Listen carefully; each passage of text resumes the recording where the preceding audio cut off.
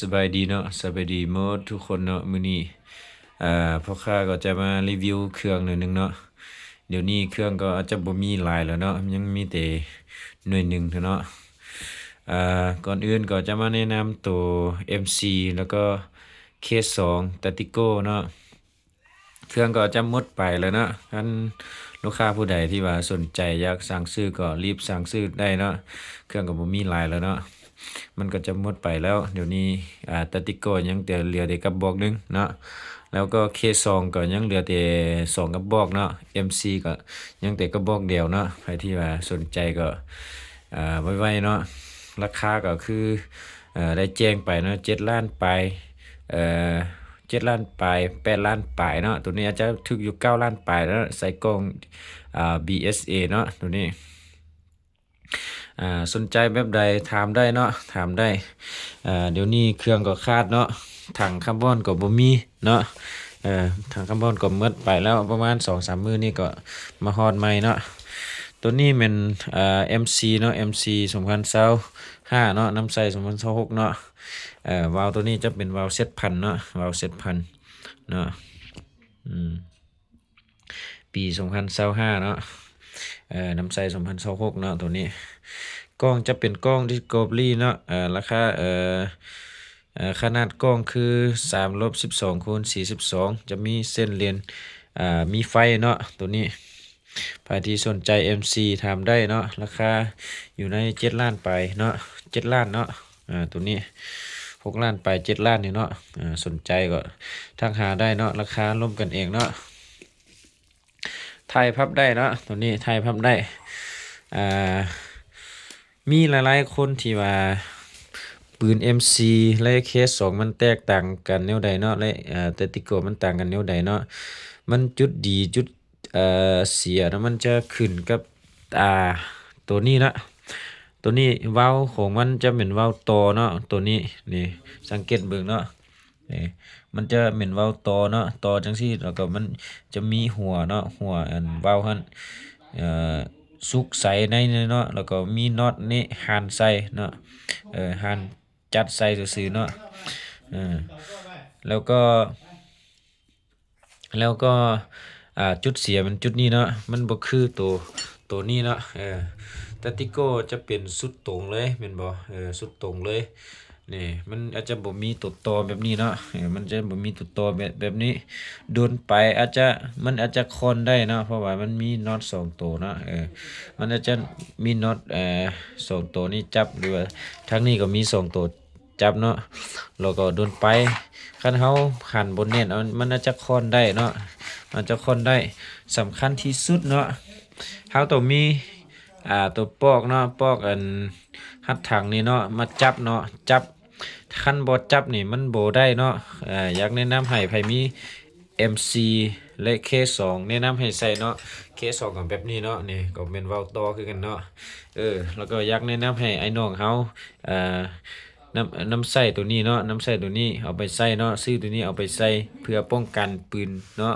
ป้องกันเว้าตัวนี้ให้มันแน่นเนาะให้มันแน่นมันจึงบ่คลอดเนาะจุดเสียแต่จุดเดียวตัวนี้เนาะและมีบางคนเขายังว่า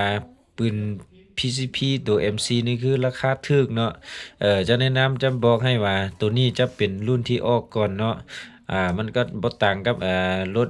อยู่ในบ้านเฮา Vigo Revo เนาะมันก็แบบนี้เนาะมันอ่าตามรุ่นเนาะตัวรุ่นเก่ามันก็จะราคาจะลดเนาะรุ่นใหม่ไปแบบนั้นราคาก็จะขึ้นเนาะแต่ผลของมันก็ใช้งานได้ปกติเนาะคือกันหมดเนาะตัวนี้บ่ว่า K2 MC ราคาถูกแล้วเฮายิงบ่ถูกเนาะตัวนี้ก็ถูกคือกันเนาะมันก็ถูกคือกันแต่ว่าชุดมันอาจจะต่างซื่อๆเนาะชุดอาจจะเป็นรุ่นเก่าอาจจะเป็นชุดแบบนี้เนาะแล้วก็ K2 ก็คือกันเนาะ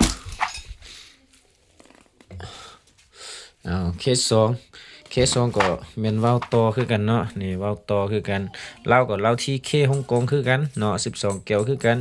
แต่ว่าสูตรมันจะต่างกันเนาะนี่ต่างกับตัว MC ตะกี้เนาะเออตัวนี้อาจจะตัวอันถัดจากอันตัว MC เนาะตัวนี้เคส2ตัว ถัดจากเคส2มาก็จะเป็น Tactical เนาะTactical แบบนี้แล้วก็ราคามันอาจจะรุนแรงไปหน่อยหนึงเนาะมีบางคนบ่เข้าใจว่าตัวถูกนี่ราคาถูกนี่บ่ดีมันบ่แม่นแนวนั้นเนาะเขาอัปเกรดมาแล้วก็มันก็ขึ้นตามราคาเนาะ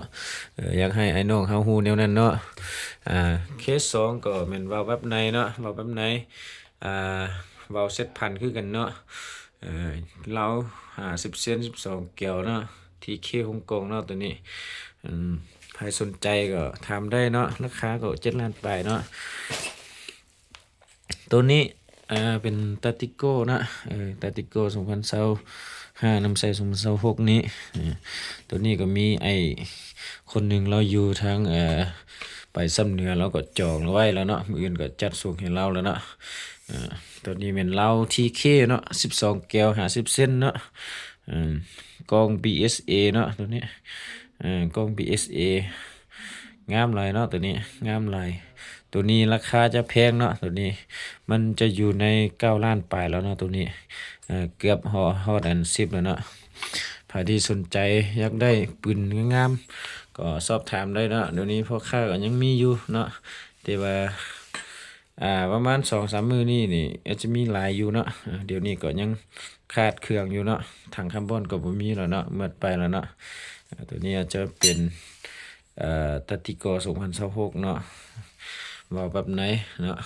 งามหลายใครที่สนใจอยากได้ตัติโกก็ถามได้หรือว่า K2MC ก็ถามได้เนาะอีกบ่โดนก็สิมีเฟเดอร์หรือว่าท็อปเข้ามาใหม่เนาะแต่ราคาอาจจะแพงเนาะตัวนั้นอาจจะแพงมันก็ขึ้นตามรุ่นเนาะมันก็ว่าแพงกับบ่แพงเนาะมันก็เหมาะสมกับราคาเนาะใครที่สนใจก็อยากได้ของพิเศษก็ถามได้เนาะเครื่องเขามีตัวดีตัวงามให้เนาะแต่ว่าตัวดีตัวงามเขาจะบ่โคหลายเนาะ งามหลายเนาะตัวนี้ K2MC Tactical เนาะอยากได้ก็โทรถามเนาะเบอร์โทรศัพท์คือ9177เนาะ6197เนาะเลข91187122เนาะมี2เบอร์เนาะ